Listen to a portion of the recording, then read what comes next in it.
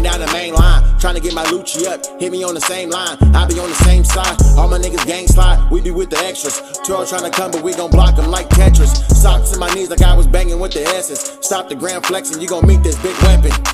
Big clips with big whips, straight pressing. Big bag of big chips, no capping. We really activated. All my niggas troopers. Pack a nigga out and smack him around with the Ruger.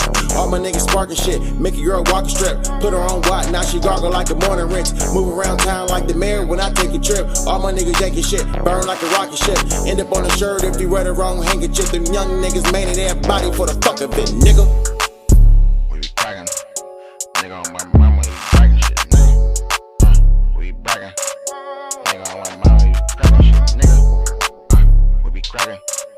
Nigga on my mama, we be bragging shit, nigga. We be bragging. What's up with it, everybody? It's your boy J Realist TV, and I'm back with another banger. Check it out, man. Hey, before I get into the video, man, shout out to Hoodie Hood, man. Shout out Hoodie Hood, man. I think there was a misunderstanding in the last video, man. I'm just clearing a few things up real quick, man. I know in my last video I had said something about, you know, I kind of wanted to take what he did, his title, what he came up with, and use that, which I asked him and he was like, we good.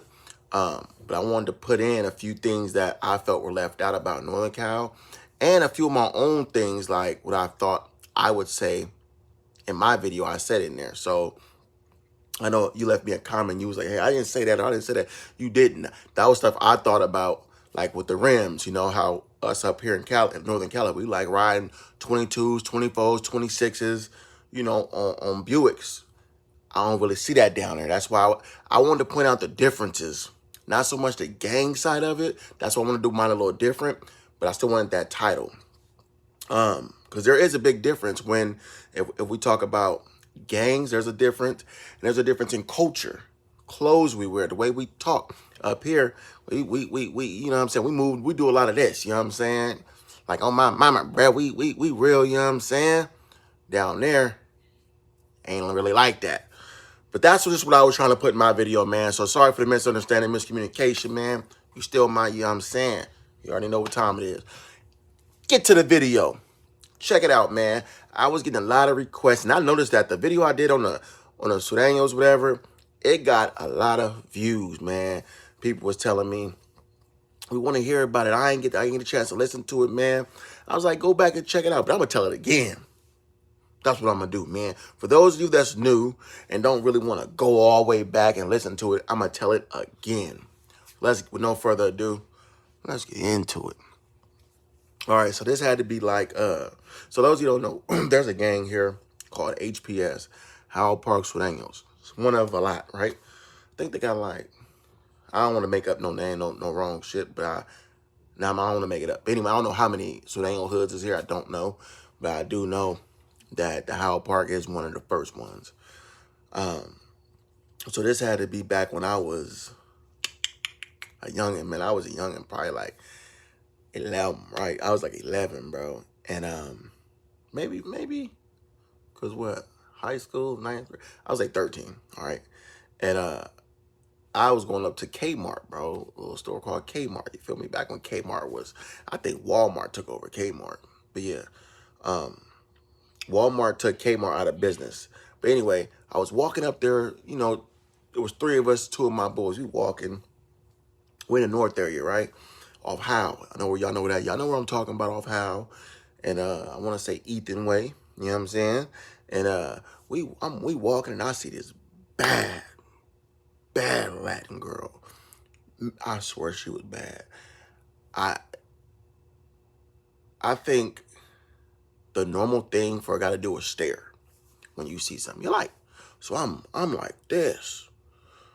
To her, I probably was a creep, but I was young. I was her age, so what the fuck? Next thing I know, she go hug this Mexican cat, but I know they're there. I know the Sureños is in that whole apartment complex. I'm like, psh, they ain't got issues with us. We ain't their problem, and half the motherfuckers don't want to come out. I ain't tripping.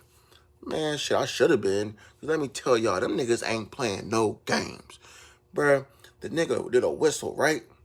And I'm like, man, he whistled at me. I'm like, man, fuck you. I bang on the nigga, right? Whatever, man, fuck you.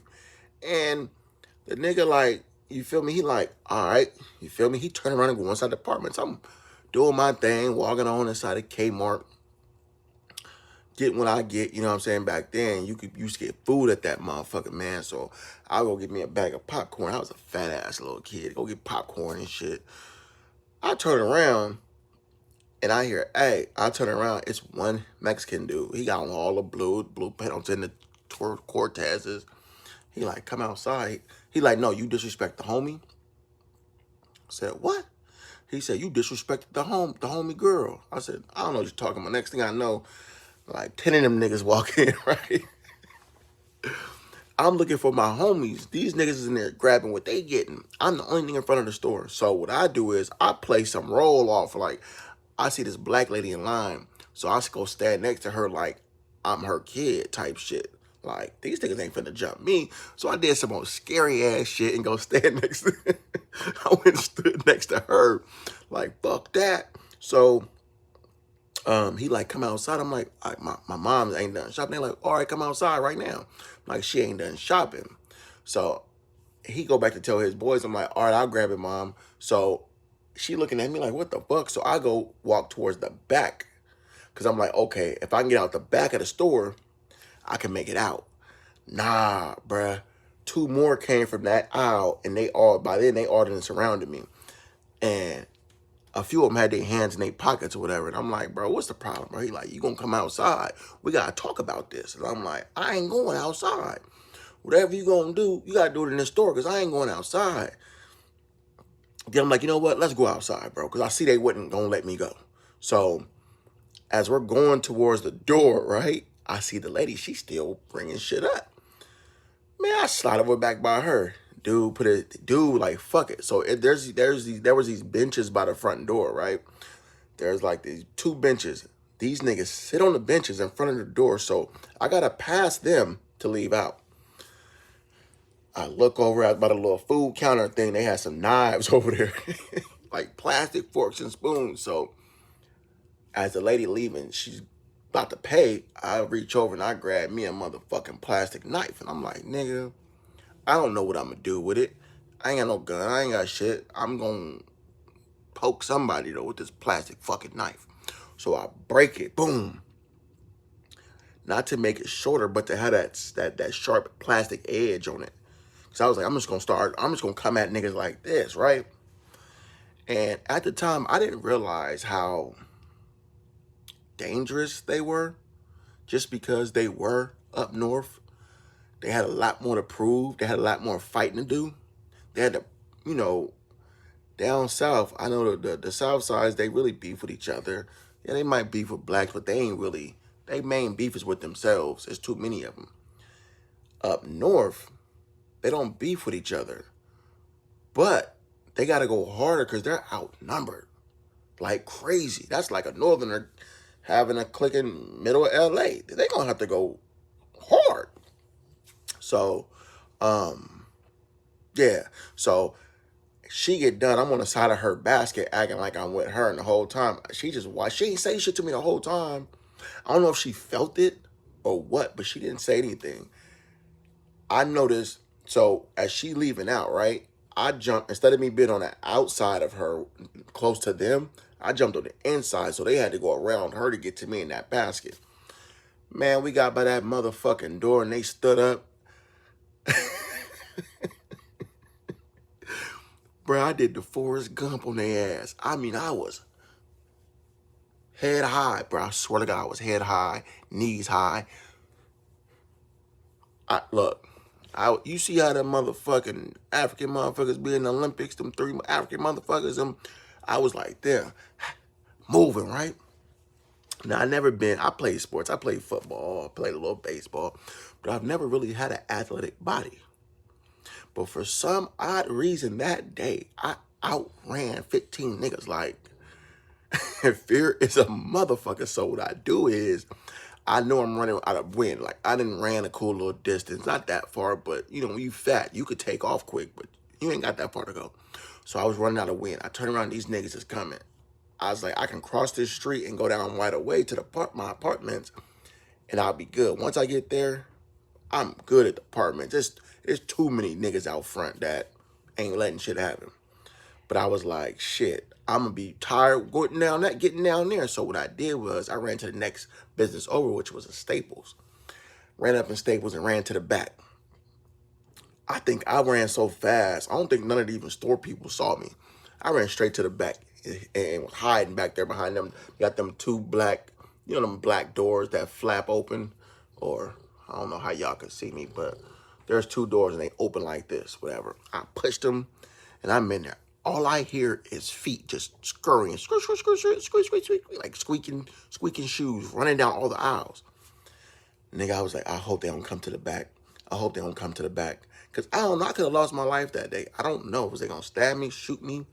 They for sure wasn't going to see me by the hands. But I didn't know. So I think that was a fear of the unknowing, At that age, I didn't want to die. Like, who thinks of dying at 13? Nobody. So I stayed there. I think after an hour went by, I was like, fuck it, let me get the fuck up out of here. I creep out. I'm looking. I don't see nobody. So as I'm walking back to the front, I realize my phone is on me. I called the two I was with. Bro, these niggas, where y'all at? We at home. I said, y'all didn't see these niggas chase me? They was like, nah. Where the fuck? Y'all ain't y'all ain't see these niggas had me surrounded in the store. They was like, where you at? Man, I'm at Staples, bro. Stay there. So then they came back up to Staples with a bunch of other people, you know what I'm saying? We all walked back home because our house is probably a block from Staples, you know what I'm saying? Our apartment complex. So we leave Staples, we go back down. Now, in those apartments, our apartments back their apartments, the sureños apartments. So if they really wanted to, they could have came through that fence. They knew all the black people lived on that street. Why though? You know what I'm saying? If they wanted to, they could have came over there, but they didn't. You feel me? And then I say probably 3 years later, I'm in high school.